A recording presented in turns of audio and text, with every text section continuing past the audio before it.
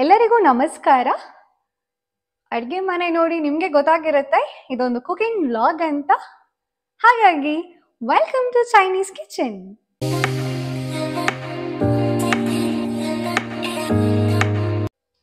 ನಾನಿವತ್ತು ನಮ್ಮ ದೇಸಿ ಆಹಾರ ಪದ್ಧತಿಯಲ್ಲಿ ಒಂದಾಗಿರುವಂತಹ ಕಾಡು ಮಾವಿನ ಹಣ್ಣಿನ ಸಾರು ಮಾಡ್ತಾ ಇದ್ದೀನಿ. ಇದರ ರುಚಿ ಗೊತ್ತಿರೋರಿಗೆ ಆಲ್ರೆಡಿ ಬಾಯಲ್ಲಿ ನೀರು ಬರ್ತಾ ಇದೆ ಅಂತ ಗೊತ್ತು ನನಗೆ. ಈಗ ಇದನ್ನ ತೊಳೆದು ಇಟ್ಕೊಂಡಿದ್ದೀನಿ. ಇದನ್ನ ಕಟ್ ಮಾಡಿ ಸಿಪ್ಪೆ ಎಲ್ಲ ಸುಲಿದು ರೆಡಿ ಮಾಡಿ ಇಡೋಣ ಬನ್ನಿ. ಇದ್ರ ಸಿಪ್ಪೆ ಸುಲಿಯೋಕ್ಕೆ ತುಂಬಾ ಸುಲಭ. ಇದು ತೊಟ್ಟನ್ನ ಕಟ್ ಮಾಡ್ಕೊಳ್ಳಿ ಹೀಗೆ, ಆಯ್ತಾ? ಕಟ್ ಮಾಡಿ ಇಲ್ಲಿ ಕೈಯಲ್ಲೇನೆ ಹೀಗೆ ಸುಲಿಯೋದಷ್ಟೇ. ನೀವು ಸಿಪ್ಪೆ ಸುಲಿಯೋದೆಲ್ಲ ತಗೊಂಡೆಲ್ಲ ಸುಲಿಯೋ ಅವಶ್ಯಕತೆ ಇಲ್ಲ. ನೋಡಿ ಎಷ್ಟು ನೀಟಾಗಿ ಬರುತ್ತೆ ಅಂತ.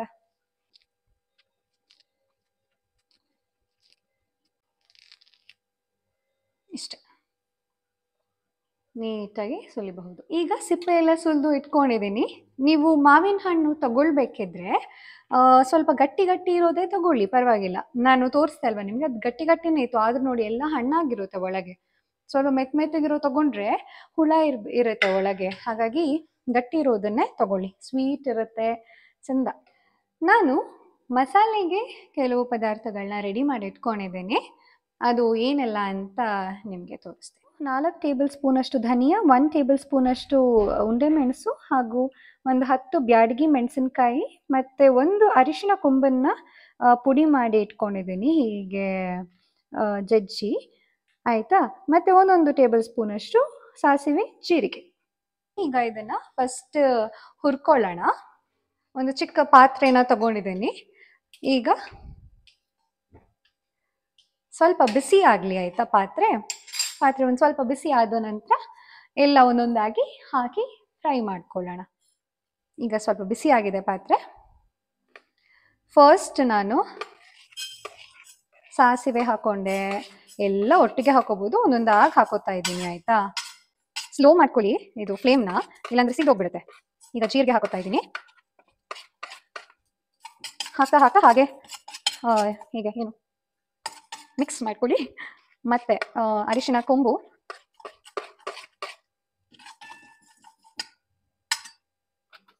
ಇವಾಗ ನಾನು ಎಲ್ಲ ಇದಕ್ಕೆ ಹಾಕೊಂಡು ಹುರ್ಕೋತಾ ಇದ್ದೀನಿ. ನಾನು ಅಡುಗೆ ಮಾಡಬೇಕಾದ್ರೆ ಯಾವಾಗ್ಲೂ ರೆಡಿಮೇಡ್ ಮಸಾಲ ಪೌಡರ್ ಸಿಗುತ್ತಲ್ಲ, ಅದನ್ನ ಹಾಕೋಕೆ ಪ್ರಿಫರ್ ಮಾಡಲ್ಲ. ನಾನೇ ಸ್ವಂತ ತಯಾರಿಸ್ಕೊಂಡು ಮಾಡೋ ಮಸಾಲ ಪೌಡರ್ಸ್ನ ಹಾಕೋಕೆ ಇಷ್ಟಪಡ್ತೀನಿ. ಯಾಕಂದ್ರೆ ನಮ್ಮ ಹಿಂದಿನ ಕಾಲದಿಂದನೂ ಹೇಗೆ ಅಂದ್ರೆ, ಈಗ ನಾವು ನೋಡಿ ನಮ್ಮ ಅಜ್ಜಿ ಮನೇಲಿ ಅಜ್ಜಿ ಮಾಡೋ ಅಡುಗೆ ಆಗಿರ್ಬೋದು, ಅಥವಾ ಎಲ್ಲ ರುಚಿಯಾಗಿರುತ್ತೆ. ಯಾಕೆ ಅಂದ್ರೆ ಅವರು ಹಾಗೆ ಮಸಾಲೆನ ಮುಂಚೆ ಕಲ್ಲಲ್ಲಿ ಅರ್ದು ಆಡಿಸಿ ಎಲ್ಲ ಮಾಡ್ತಾ ಇದ್ರು. ಹಾಗಾಗಿ ತುಂಬಾ ರುಚಿಯಾಗಿರ್ತಿತ್ತು. ಇವಾಗೆಲ್ಲ ಆ ಥರ ನಮ್ಗೆ ಕಾಣಕ್ಕೆ ಸಿಗಲ್ಲ. ಯಾರ ಮನೇಲಿ ಇವಾಗ ಆಡ್ಸೋ ಕಲ್ಲೇ ಇರಲ್ಲ. ಎಲ್ಲೋ ಹಳ್ಳಿಲಿ ಎಲ್ಲೋ ಒಂದೊಂದು ಮನೇಲಿ ಇರುತ್ತೆ. ಹಳ್ಳಿಲೂ ಇವಾಗ ಎಲ್ಲರೂ ಮಿಕ್ಸಿ ಆಡ್ಸೋಕೆನೆ ಸ್ಟಾರ್ಟ್ ಮಾಡಿದ್ದಾರೆ. ಹಾಗಾಗಿ ನಾವೇ ಪ್ರಿಪೇರ್ ಮಾಡ್ತೀವಿ ಅಲ್ವಾ ಮಸಾಲೆನ, ಅದನ್ನ ಹಾಕಿ ಅಡುಗೆ ಮಾಡಿದ್ರೆ ಬಹಳ ರುಚಿಯಾಗಿರುತ್ತೆ. ಅದು ರೆಡಿಮೇಡ್ ಪೌಡರ್ಸ್ ಇಂದ ಸಿಗಲ್ಲ ಆ ಟೇಸ್ಟ್.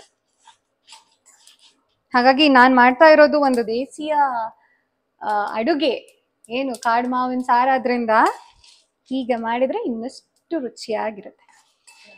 ಈಗ ಇದು ಫ್ರೈ ಆಗಿದೆ ಕಂಪ್ಲೀಟ್ ಆಗಿ. ಇದನ್ನ ಈಗ ನಾವು ಮಿಕ್ಸಿಲಿ ಆಡಿಸ್ಕೋಬೇಕು. ಹಾಗಾಗಿ ಇದು ಆಫ್ ಮಾಡಿಬಿಡೋಣ. ಇದು ಬಿಸಿ ಬಿಸಿ ಇರುತ್ತಲ್ವಾ, ಇವಾಗ ತಾನೇ ಆಫ್ ಮಾಡಿರೋದ್ರಿಂದ ಬಿಸಿ ಬಿಸಿನ ಆಡಿಸ್ಕೋಬೇಡಿ, ಒಂದು ಸ್ವಲ್ಪ ತಣ್ಣಗಾದ್ಮೇಲೆ ಆಡಿಸ್ಕೊಳ್ಳಿ. ಹಾಗಾಗಿ ಇದನ್ನ ಒಂದು ಕಡೆ ಇಟ್ಬಿಡ್ತೀನಿ. ಈಗ ಇದು ಆರಿದೆ, ಇದನ್ನ ತೆಗೆದು ಮಿಕ್ಸಿಗೆ ಹಾಕೋಣ.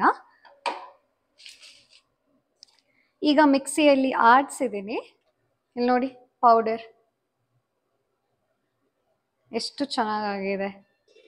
ಈಗ ಸಾರು ಮಾಡಲಿಕ್ಕೆ ಪಾತ್ರೆ ತಗೊಂಡಿದ್ದೀನಿ. ಸ್ಟವ್ ಆನ್ ಮಾಡೋಣ. ಎಣ್ಣೆ ಹಾಕ್ತಾ ಇದ್ದೀನಿ.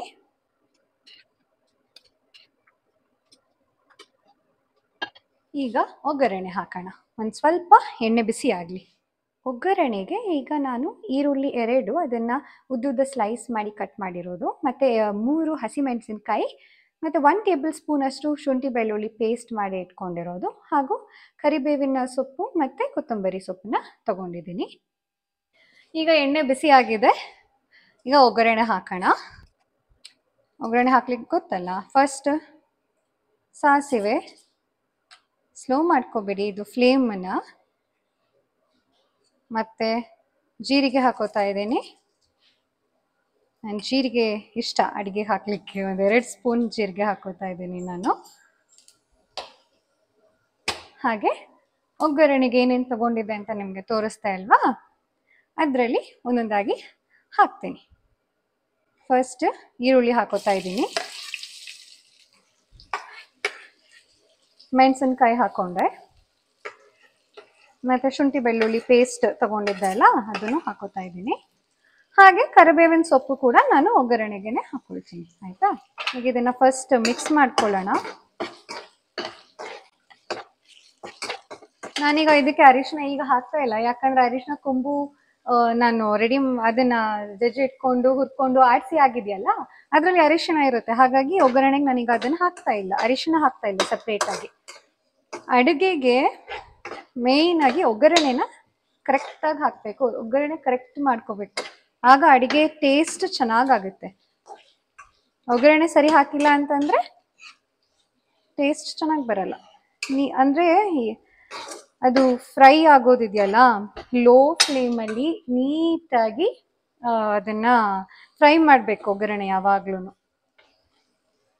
ಈ ಕಾಡು ಮಾವಿನ ಹಣ್ಣಿನ ಸಾರು ಮಾಡ್ತೀವಲ್ಲ, ಇದನ್ನ ಹೆಚ್ಚಿನದಾಗಿ ನಮ್ಮ ಕೊಡಗು ಸೈಡಲ್ಲಿ ನಾವು ಮಾಡ್ತೀವಿ, ಹಾಗೂ ಕರಾವಳಿ ಭಾಗದಲ್ಲೂ ಮಾಡ್ತಾರೆ, ಮತ್ತೆ ಮಲೆನಾಡಿನ ಪ್ರದೇಶದಲ್ಲೂ ಮಾಡ್ತಾರೆ.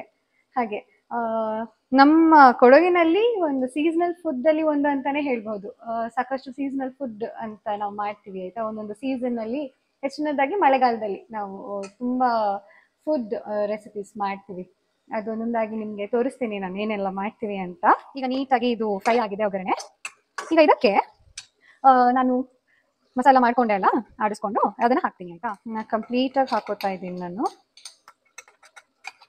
ಬೇರೆ ಯಾವ ಮಸಾಲೆ ಹಾಕ್ತಾ ಇಲ್ಲ, ಇದನ್ನ ಬಿಟ್ಟು ನಾನು ಕಂಪ್ಲೀಟ್ ಆಗಿ ನಾನು ಇದನ್ನ ಲೋ ಫ್ಲೇಮ್ ಅಲ್ಲೇ ಮಾಡ್ಕೋತಾ ಇರೋದು. ಈಗ ನೀಟಾಗಿ ಮಿಕ್ಸ್ ಮಾಡೋಣ. ನಾನೀಗ ಇದಕ್ಕೇನೆ ನೀರು ಹಾಕ್ತಾ ಇದ್ದೀನಿ.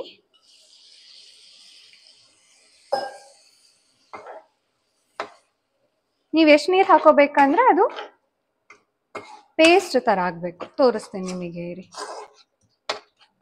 ಕಾಣ್ತಾ ಉಂಟಾ? ಇಷ್ಟು ನೀರು ಹಾಕೊಂಡ್ರೆ ಸಾಕು, ಕಂಪ್ಲೀಟ್ ಪೇಸ್ಟ್ ಅಷ್ಟು. ಮಸಾಲ ಘಮ ಹೇಗ್ ಬರ್ತಿದೆ ಅಂದ್ರೆ ತುಂಬಾ ಚೆನ್ನಾಗಿ ಬರ್ತಿದೆ. ಈಗ ಇದಕ್ಕೆ ಸ್ವಲ್ಪ ಫ್ಲೇಮ್ ಜಾಸ್ತಿ ಮಾಡ್ತಾ ಇದ್ದೀನಿ, ಅಂದ್ರೆ ಮೀಡಿಯಂಗಿಂತ ಇನ್ನು ಕಮ್ಮಿನೇ. ಈಗ ಇದು ಒಂದೊಂದಾಗಿ ಮಾವಿನ ಹಣ್ಣನ್ನ ಹಾಕೊಳ್ಳೋಣ.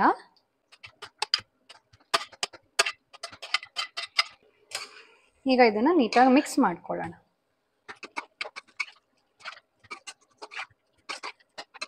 ಈಗ ನಾನು 1 ಟೇಬಲ್ ಸ್ಪೂನ್ ಅಷ್ಟು ಉಪ್ಪು ಹಾಕ್ತಾ ಇದ್ದೀನಿ.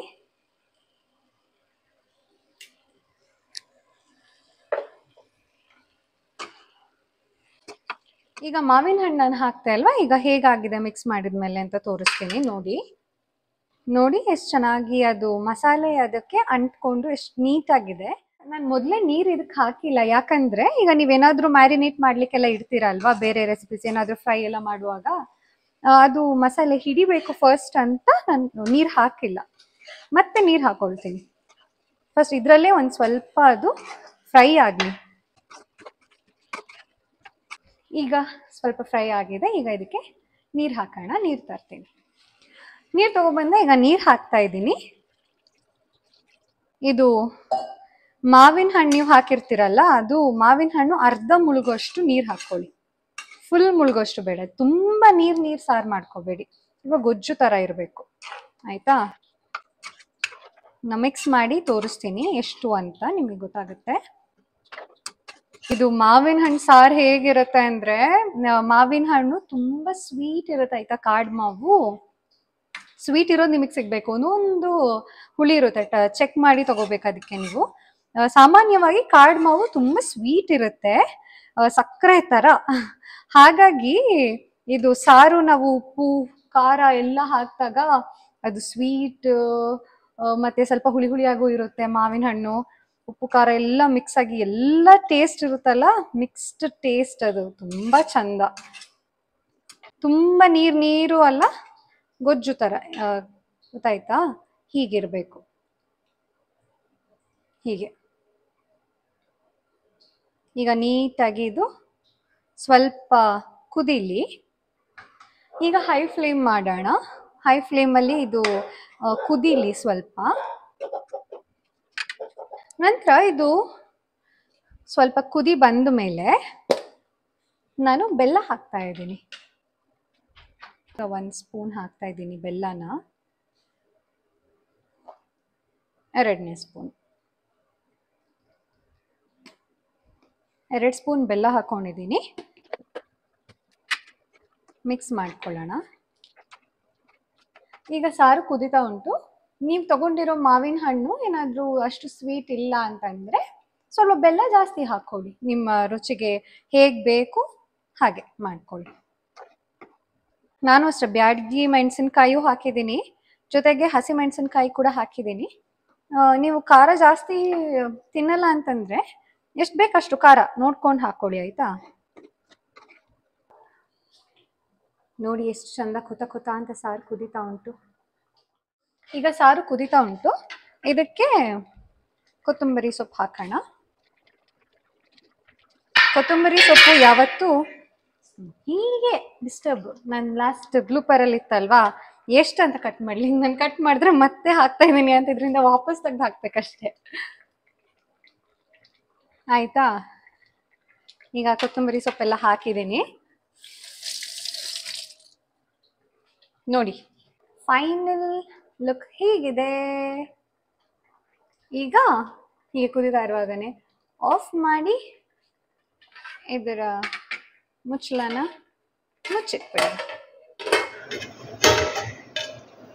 ಈಗ ಸಾರು ರೆಡಿಯಾಗಿದೆ. ಇದನ್ನು ಸರ್ವ್ ಮಾಡೋಕ್ಕೆ ತೊಗೊಂಡು ಬಂದಿದ್ದೀನಿ.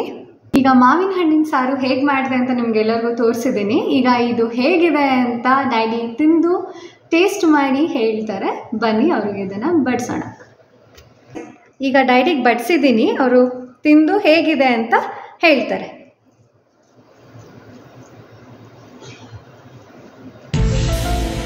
ಎಲ್ಲರೂ ಥಿಂಕ್ ಮಾಡ್ತಿದ್ದಾರಪ್ಪ ತುಂಬ. ಇವರು ಅದೇ ಥರ ಥಿಂಕ್ ಮಾಡ್ತಿದ್ದಾರೆ. ಅಜ್ಜಿನೂ ಫುಲ್ ಏನು ಯೋಚನೆ ಮಾಡಿ ಹೇಳಿದ್ರು. ಹೇಗಿದೆ?